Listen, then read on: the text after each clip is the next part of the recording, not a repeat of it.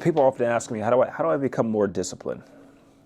How do I become more consistent? And the reason why I'm saying this is because, 2024 is coming soon, and everybody always has New Year's resolutions and, all these goals and all these things. And how do we knock them down? How do we stay consistent?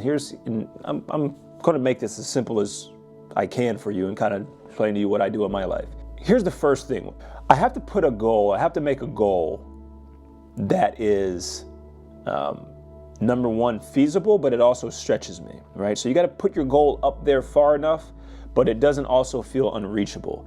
If you feel like it's a long stretch for you to, let's just say, make $1 million, don't put up there that you want to make $100 million. Put something maybe close enough that you can see, like, man, I could see myself doing that, but it's going to take some stretching. Because here's what ends up happening. If you put your goal and you make your goal too big, now you're going to view it as impossible. And the way the ego processes impossible is, obviously, you can't do it. So make your goal big enough that it stretches you, but small enough that you think like, yeah, I can absolutely do this. So that's number one. Number two,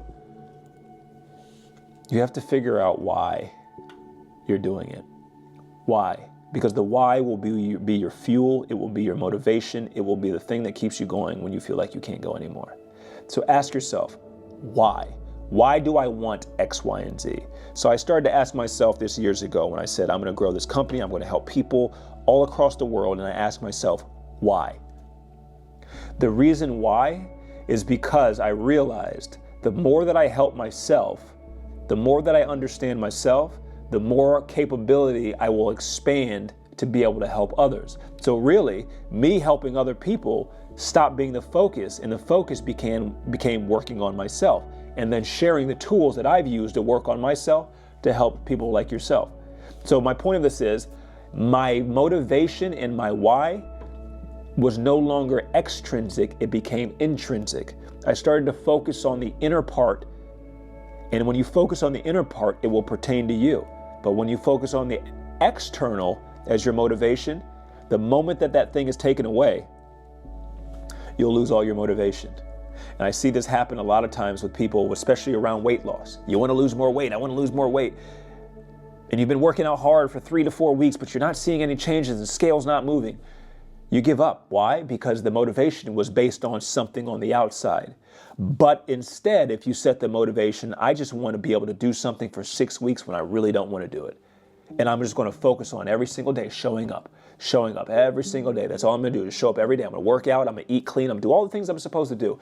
Now, the motivation, the why, is intrinsic. And as a byproduct of it, you will achieve the extrinsic goals. Discipline. Discipline. You cannot have discipline without willpower. Willpower is one of the higher faculties of our mind, or one of the mind muscles, as we call it. Willpower is your ability to hold the same thought in the same direction. It is the thing that steers where your thoughts go. If I have low willpower, the moment that things get hard, I'm going to allow my mind to skew off and go somewhere else.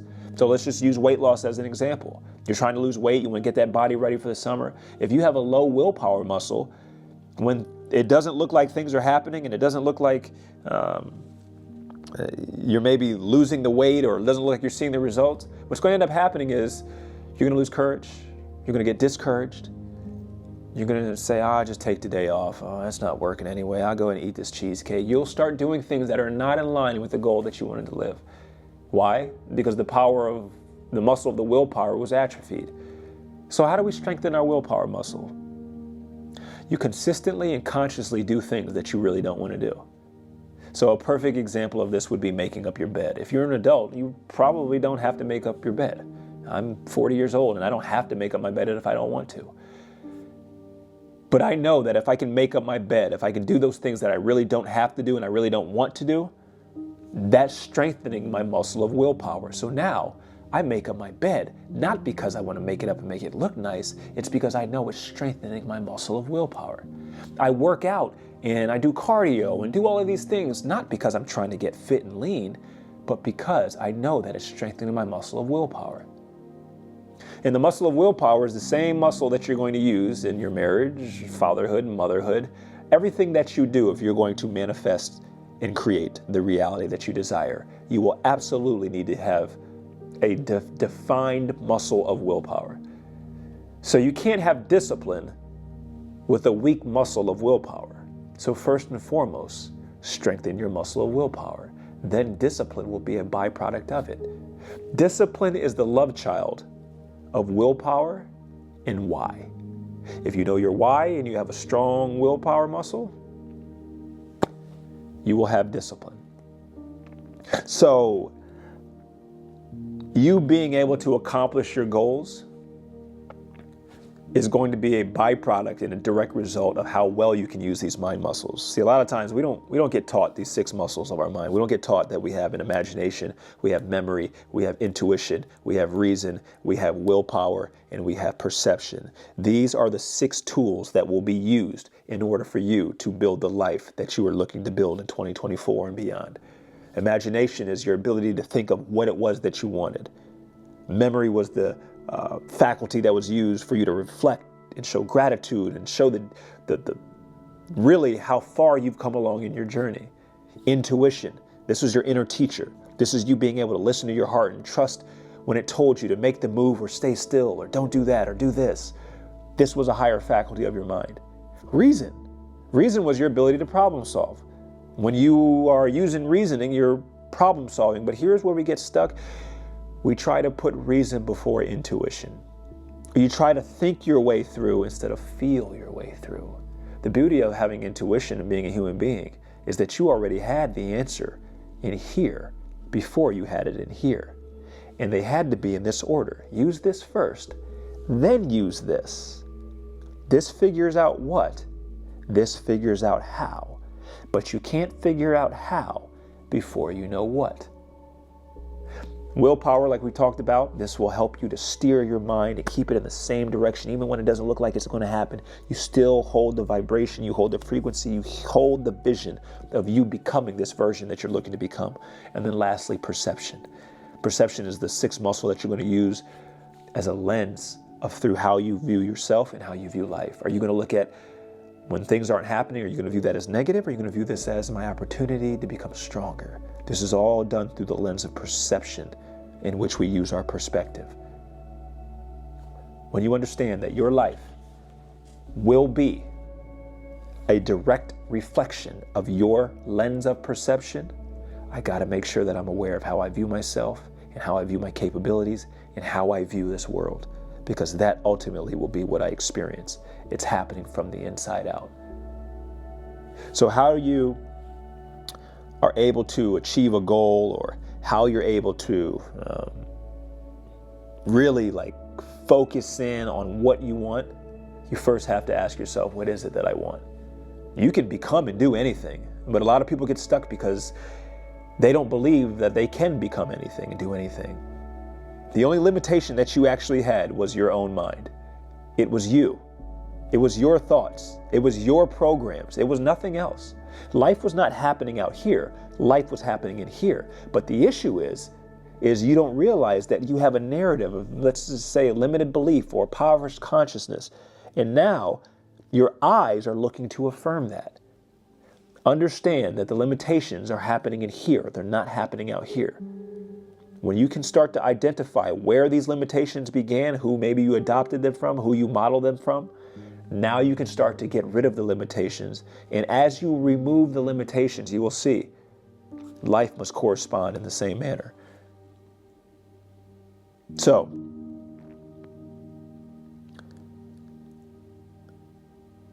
becoming more disciplined is about you knowing what you want and making sure that your heart is behind it. This is why when people ask me, oh, how do I find my purpose? Don't go looking for your purpose. You're never going to find your purpose. Your purpose is going to be found after you go after your passions. And your passion is found here. Your passion is the thing that lights you up. The thing that you could do forever for free without needing any recognition. This, my friends, is what you should be chasing. Chase after that, and then you will find your purpose. It's not hard to stay disciplined when you're doing what you love. But because we've been conditioned to go after our purpose first, we don't do what we love. Figure out what it is you love and then go after that. I'm not telling you that it's going to make you rich or make you famous or get you more followers or more subscribers. What I'm telling you it's going to do is fulfill your heart. And then here's what happens. As you follow your heart, because your heart knew the soul of the world, as they would say in the book, The Alchemist, it would lead you exactly where you needed to be, when you needed to be. But it takes courage. It takes commitment. It takes trusting that the voice that you're hearing, that still small voice, is speaking from a place of knowing. Not from a place of fear, not from a place of worry, but it's coming from a place of faith and knowing that this is what I'm supposed to be doing. And you'll know when you're following your heart, because it probably won't make sense in the real world. If you follow your heart, most people say, what in the world is she doing? Why is he doing that? But here's what I'll tell you. If you can follow your heart, you will find your treasure. Because wherever your heart was, this is where the treasure was.